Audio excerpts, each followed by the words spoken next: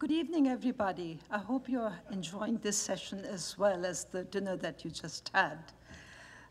When Richard Hayes and Marcy Darnovsky asked me to be a reflector a couple of months ago, I had no idea what I was getting into. However, I want to thank them for including me in this wonderful meeting and by asking me to reflect on the day's proceedings and pushing me into being more attentive to what was being said. It was really important because I would not have listened as carefully as I did today. And I offer my reflections rather diffidently because the reflections this morning were rich, and those of my two other reflectors kind of make me feel a little bit nervous about what I'm about to say. And of course, if people disagree with what I have to say, they'll have an opportunity to say that, no, Shree, you got it wrong.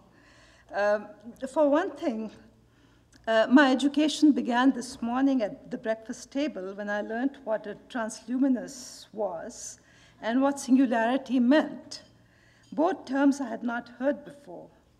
Despite the fact that I have been a devoted Trekkie for the longest time, I had missed out on these nuances of science fiction or not encountered believers in these aspects of, dare I say, human development. I'm not sure how this newly acquired knowledge informs my reflections, but it meant that the day had begun in earnest. The morning session, meant to be a prelude to the breakout session, offered us a rich array of facts, opinions, and observations. For example, Rebecca Dresser, in describing her experience on the President's Council on Bioethics, provided us with an extensive list of do's and don'ts in developing policies, and the bottom line suggested by her was to undertake due diligence of issues, avoid ridiculing those who have different viewpoints because there is much to be learned from engaging with them to build an alliance. And that, I think, was echoed by some of my other reflectors as well. We heard from other panelists describe that what areas were poorly regulated and needed our attention, such as innovations in reproduction, reproductive technologies, because FDA regulates products and not processes. Likewise, off-label use of products and their effectiveness is not monitored, and therefore there is no evidence that accumulates. J.D. Hansen suggested that we broaden our gaze to consider implications of a wide variety of technologies, but ultimately focus on a few things well rather than take on 200 different issues. I heard the words power and politics uttered in this session, which the morning session, a reflector had observed that these three terms, politics, power, and colonialism, had somehow not appeared in the conversation yesterday. And I kind of agreed with her on that. And the session in the last panel presentation by Karen Mashke, who urged us to critically challenge the notion of regulation, to consider the different jurisdictions instead of focusing at federal level, to focus on different levels. Her contention that oversight agencies do not function well and we need to understand the power dynamics of who supports, who funds, and what policies are needed requires groundwork. Rosario Isasi urged us to look at the past in order to develop policies such as reasons why we failed to enact an international document on human cloning. While we need to apply a human rights framework, we also need to realize that self-regulation is not sufficient, and we need to be clear on what should be permitted, what should be regulated, and what should be prohibited.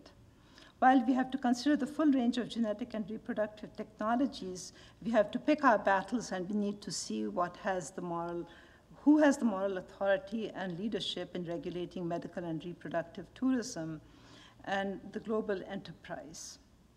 The panel provided us with an excellent framework and to move on to the breakout sessions. And I will not attempt to summarize what happened in the breakout sessions because even though I attended the facilitators' meeting, it really was too much to actually capture in order to summarize it in some way.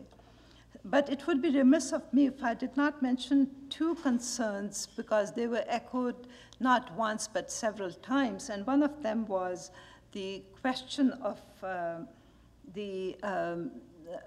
what happens to children who do not know their genetic past.